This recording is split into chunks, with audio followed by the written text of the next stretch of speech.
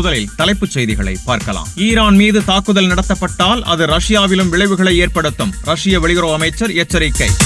Iran அணு திட்டத்தை சுற்றியுள்ள சர்வதேச ராஜதந்திர நடவடிக்கைகள் தீவிரமடைந்துள்ள நிலையில் ஆஸ்திரியாவின் வியன்னா நகரில் ஈரான், ரஷ்யா மற்றும் சீனா முக்கியமான கூட்டு சந்திப்பு. சர்வதேச அரசியலில் பரபரப்பு. மேற்கு ஆசியாவில் அதிகரித்து வரும் வெளிப்பிராந்திய கடற்படை கப்பல்கள். ஈரான் கடற்படை கடும் எச்சரிக்கை. இனி விரிவான செய்திகளை பார்க்கலாம். ரஷ்ய வெளியுறவு அமைச்சர் செர்ஜி லாவ்ரோவ் ஈரான் தொடர்பாக முக்கியமான எச்சரிக்கையை வெளியிட்டுள்ளார். ஈரான் மீது புதிதாக எந்த ராணுவ தாக்குதலும் நடத்தப்பட்டால் அது மத்திய கிழக்கு பிராந்தியத்தின் ஸ்திரத்தன்மைக்கு மட்டுமல்லாமல் ரஷ்யாவிற்கும் கடுமையான விளைவுகளை ஏற்படுத்தும் என்று அவர் தெரிவித்துள்ளார். முன்னர் நடந்த தாக்குதல்கள் அணு விபத்து ஏற்படுத்தும் அபாயத்தை உருவாக்கியதாகவும், குறிப்பாக சர்வதேச கண்காணிப்பில் இருந்த அணு நிலையங்கள் இலக்காக மாற்றப்பட்டதாகவும் லாவ்ரோவ் கூறினார். இந்த கருத்துகள் ஈரானின் அணு திட்டத்தை சுற்றியுள்ள தீவிரமான சர்வதேச ராஜதந்திர நடவடிக்கைகளின் பின்னணியில் வெளியாகியுள்ளன. இதன் ஒரு பகுதியாக ஈரான், ரஷ்யா மற்றும் சீனா ஆகிய நாடுகளின் பிரதிநிதிகள் இன்டர்நேஷனல் அட்டாமிக் எனர்ஜி ஏஜென்சி தலைமையகத்தில் வியன்னாவில் ஆலோசனை நடத்தினர். அதே நேரத்தில் தெஹ்ரான் மற்றும் வாஷிங்டன் இடையே சுவிட்சர்லாந்தின் ஜெனீவா நகரில் மறைமுக அணு பேச்சுவார்த்தைகளும் நடைபெற்று வருகின்றன. அல் அரபியா ஊடகத்திற்கு அளித்த பேட்டியில் லாவ்ரோவ் கூறியதாவது: புதிய தாக்குதல் நடைபெற்றால் அதன் விளைவுகள் மிகவும் எதிர்மறையானதாக இருக்கும். முன்னதாக நடந்த தாக்குதல்களில் IAEA கண்காணிப்பில் இருந்த அணு வசதிகள் சேதமடைந்தன. இது அணு விபத்து ஏற்படும் உண்மையான அபாயத்தை உருவாக்கியதாக அவர் எச்சரித்தார். மேலும் இஸ்ரேல் பிரதமர் பெஞ்சமின் நெத்தன்யாஹூ ஈரான் மீது கடுமையான நடவடிக்கைகளை வலியுறுத்தி வருவதாக மாஸ்கோ கருதுகிறது என்றும் லாவ்ரோவ் தெரிவித்தார். இத்தகைய நடவடிக்கைகள் ஈரானின் சர்வதேச சட்டத்தின் கீழ் உள்ள உரிமைகளை பாதிக்கும் மற்றும் மத்திய கிழக்கில் பதற்றத்தை மேலும் அதிகரிக்கும் என்றும் அவர் கூறினார்.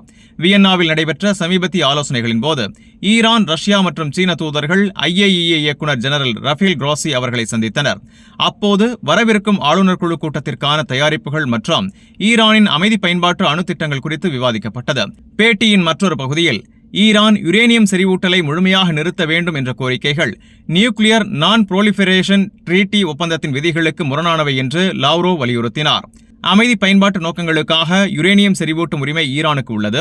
மேலும் அந்த நடவடிக்கைகள் அனைத்தும் IAEA-யின் கடுமையான கண்காணிப்பின் கீழ் நடைபெற்று வருவதாகவும், இதுவரை ராணுவ பயன்பாட்டிற்கு திருப்பி விடப்பட்டதாக எந்த உறுதியான ஆதாரமும் இல்லை என்றும் அவர் தெரிவித்தார். இதற்கிடையில் ஈரான் வெளியுறவு அமைச்சர் அப்பாஸ் அராக்ஷி சமீபத்தில் ஜெனீவா நகரில் நடைபெற்ற புதிய சுற்று பேச்சுவார்த்தைகளில் பங்கேற்றார். நியாயமான மற்றும் சமநிலையான ஒப்பந்தத்தை அடைய ஈரான் உண்மையான முயற்சிகளை மேற்கொண்டு வருவதாகவும், யுரேனியம் செறிவூட்டலை நிறுத்துவது பேச்சுவார்த்தை அஜெண்டாவில் இல்லை என்றும் அவர் தெரிவித்தார். ரஷ்யா அணு பிரச்சினை தொடர்பாக ஈரான் அதிகாரிகளுடன் தொடர்ந்து நெருங்கிய தொடர்பில் இருப்பதாகவும், NPT ஒப்பந்த விதிகளுக்கு இணங்க பிரச்சினையை தீர்க்க தெஹ்ரான் தயாராக இருப்பதில் எந்த சந்தேகமும் இல்லை என்றும் லாவ்ரோவ் கூறினார். மேலும் IAEA ஆய்வாளர்களின் வழக்கமான பணிகள் ஈரானில் மீண்டும் தொடங்கியவுடன் அவர்களுடன் முழுமையான ஒத்துழைப்பை ஈரான் வழங்கும் என்றும் அவர் குறிப்பிட்டார். ஈரானின் அணுசக்தி வசதிகளை சுற்றியுள்ள பதற்றம் அதிகரித்தால் அதன் தாக்கம் மத்திய கிழக்கு மட்டுமல்லாது உலகளாவிய பாதுகாப்பிலும் பிரதிபலிக்கும் என்று மாஸ்கோ மீண்டும் எச்சரித்துள்ளது. இந்த நிலையில் பல்வேறு ராஜதந்திர முயற்சிகள் நடைபெற்றுக் கொண்டிருக்கும் நேரத்தில் எந்த புதிய தாக்குதலும் நிலைமையை மேலும் மோசமாக்கும் என்று ரஷ்யா வலியுறுத்தியுள்ளது. ஈரான் அணு திட்டத்தை சுற்றியுள்ள சர்வதேச ராஜதந்திர நடவடிக்கைகள் தீவிரமடைந்துள்ள நிலையில் ஆஸ்திரியாவின் வியன்னா நகரில் ஈரான், ரஷ்யா மற்றும் சீனா முக்கியமான கூட்டு சந்திப்பு. சர்வதேச அரசியலில் பரபரப்பு. ஈரான், ரஷ்யா மற்றும் சீனா ஆகிய நாடுகளின் சர்வதேச அமைப்புகளுக்கான தூதர்கள் இன்டர்நேஷனல் அட்டாமிக் எனர்ஜி ஏஜென்சி இயக்குநர் ஜெனரல் ரஃபேல் கிராசி அவர்களுடன் இணைந்து கூட்டு ஆலோசனை நடத்தினர். இந்த சந்திப்பு ஈரானின் அணு திட்டம் தொடர்பான சமீபத்திய முன்னேற்றங்கள் மற்றும் நிலைமைகளை ஆய்வு செய்வதற்காக நடைபெற்றது. வியன்னாவில் உள்ள ஈரானின் நிரந்தர பிரதிநிதித்துவம் தெரிவித்ததாவது: இந்த ஆலோசனையின் முக்கிய நோக்கம் வரவிருக்கும் IAEA ஆளுநர் குழு கூட்டத்திற்கான தயாரிப்புகளும் ஈரானின் அமைதி பயன்பாட்டு அணு நடவடிக்கைகள் தொடர்பான நிலுவைப் பிரச்சினைகளையும் விவாதிப்பதாகும். புதன்கிழமை நடைபெற்ற இந்த சந்திப்பில் 3 நாடுகளின் தூதர்களும் IAEA தலைவரும் நேரடியாக பங்கேற்றனர். இது டெஹ்ரானின் அணுசக்தியை மையமாக கொண்டு தொடர்ந்து நடைபெற்று வரும் சர்வதேச ராஜதந்திர முயற்சிகளின் ஒரு பகுதியாக கருதப்படுகிறது. சந்திப்பின் போது ஈரான் அணு திட்டம் தொடர்பான முக்கிய பிரச்சினைகளில் தங்களின் ஒருங்கிணைந்த நிலைப்பாடுகளை விளக்கும் கூட்டு கடிதத்தை 3 நாடுகளின் தூதர்கள் சமர்ப்பித்தனர். இந்த கடிதத்தில் IAEA-வில் விவாதிக்கப்படும் விவகாரங்களை தீர்க்கும் போது தரப்புகளுக்கிடையேயான ஒருங்கிணைப்பு மற்றும் தொடர்ச்சியான ஒத்துழைப்பின் அவசியம் வலியுறுத்தப்பட்டது. இந்த 3 நாடுகளுக்கிடையேயான இந்த நடவடிக்கை ஆளுநர் குழு கூட்டத்திற்கு முன்னதாக தெஹ்ரான், மாஸ்கோ மற்றும் பெய்ஜிங் இடையே நடைபெற்று வரும் தொடர்ச்சியான ராஜதந்திர ஒருங்கிணைப்பை பிரதிபலிக்கிறது. குறிப்பாக சுவிட்சர்லாந்தின் ஜெனீவா நகரில் இணையாக நடைபெற்று வரும் மறைமுக பேச்சுவார்த்தைகளுடன் இது தொடர்புபடுத்தப்படுகிறது. வியன்னா சந்திப்பு ஈரான் வெளியுறவு அமைச்சர் அப்பாஸ் அராக்ஷி ஜெனீவாவில் அமெரிக்க பிரதிநிதிகளுடன் புதிய சுற்று மறைமுக பேச்சுவார்த்தைகளில் ஈடுபட்ட சில நாட்களுக்கு பிறகு நடைபெற்றது. பேச்சுவார்த்தைகளுக்கு முன்பாக அராக்ஷி ஜெனீவாவில் ரஃபேல் குரோசியை நேரில் சந்தித்து துல்லியமான தொழில்நுட்ப விவாதங்கள் நடைபெறும் என தெரிவித்திருந்தார். இதேபோல் இந்த பேச்சுவார்த்தைகளுக்கு மத்தியஸ்தம் செய்து வரும் ஓமான் வெளியுறவு அமைச்சர் பத்ருல் புதைசி அவர்களையும் அராக்சி சந்தித்து ஆலோசனை நடத்தினார். ஜெனீவாவில் நடைபெறும் இந்த சந்திப்பு ஈரான் மற்றும் அமெரிக்கா இடையேயான இரண்டாவது சுற்று அணுசக்தி பேச்சுவார்த்தையாகும். முதல் சுற்று ஓமான் தலைநகரமான மஸ்கட் நகரில் பிப்ரவரி 6ஆம் தேதி நடைபெற்றது. இந்த இரு சுற்றுகளிலும் அமெரிக்க குழுவை மத்திய கிழக்கு சிறப்பு தூதர் ஸ்டீவ் விட்காஃப் தலைமையிலானது. அவருடன் அமெரிக்க அதிபர் டொனால்டு டிரம்ப் அவர்களின் மருமகன் ஜார்ட் குஷ்னர் முக்கிய நபராக பங்கேற்றார். ஜெனீவா பேச்சுவார்த்தைகளுக்கு முன் ஈரான் நியாயமான மற்றும் சமநிலையான ஒப்பந்தத்தை அடைய உண்மையான முயற்சிகளை மேற்கொண்டு வருவதாக அராக்சி தெரிவித்தார்.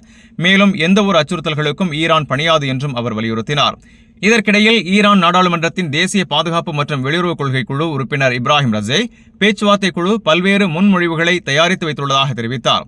அதே நேரத்தில் இந்த சுற்று பேச்சுவார்த்தைகளில் யுரேனியம் செறிவூட்டலை நிறுத்துவது குறித்து எந்த விவாதமும் நடைபெறாது என்றும் தற்போதைய செறிவூட்டப்பட்ட யுரேனியம் இருப்புகளை அகற்றும் திட்டமும் இல்லை என்றும் அவர் தெளிவுபடுத்தினார்.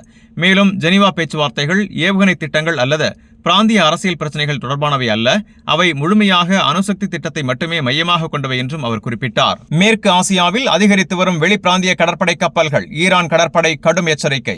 ஈரான் ராணுவ கடற்படை தளபதி ஷஹ்ராம் இரானி மேற்கு ஆசியாவில் வெளிப்பிராந்திய ராணுவ கடற்படைகள் இருப்பது நியாயமற்றது என்று தெரிவித்தார். மேலும் எந்த வெளிநாட்டு ஆற்றலையும் எதிர்கொள்ள ஈரான் முழுமையாக தயாராக இருப்பதாகவும் அவர் வலியுறுத்தினார். செய்தியாளர்களிடம் பேசிய அவர், கடந்த 47 ஆண்டுகளாக இஸ்லாமிய குடியரசான ஈரான் தொடர்ச்சியான அச்சுறுத்தல்கள், அரசியல் அழுத்தங்கள் மற்றும் பிராந்தியத்தில் வெளிநாட்டு கடற்படைகளின் இருப்பை எதிர்கொண்டு வருவதாக குறிப்பிட்டார்.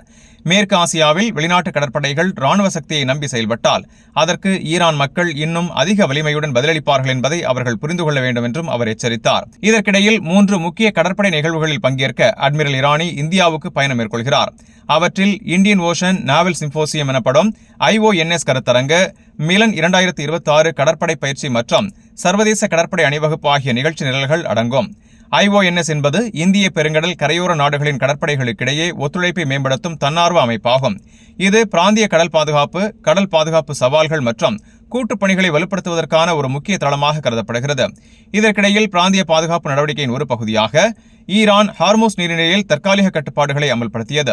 உலகின் முக்கியமான எரிபொருள் போக்குவரத்து பாதைகளில் ஒன்றான ஸ்ட்ரெய்ட் ஆஃப் ஹார்மூஸ் பகுதியில் பல மணி நேரம் கப்பல் இயக்கம் கட்டுப்படுத்தப்பட்டது.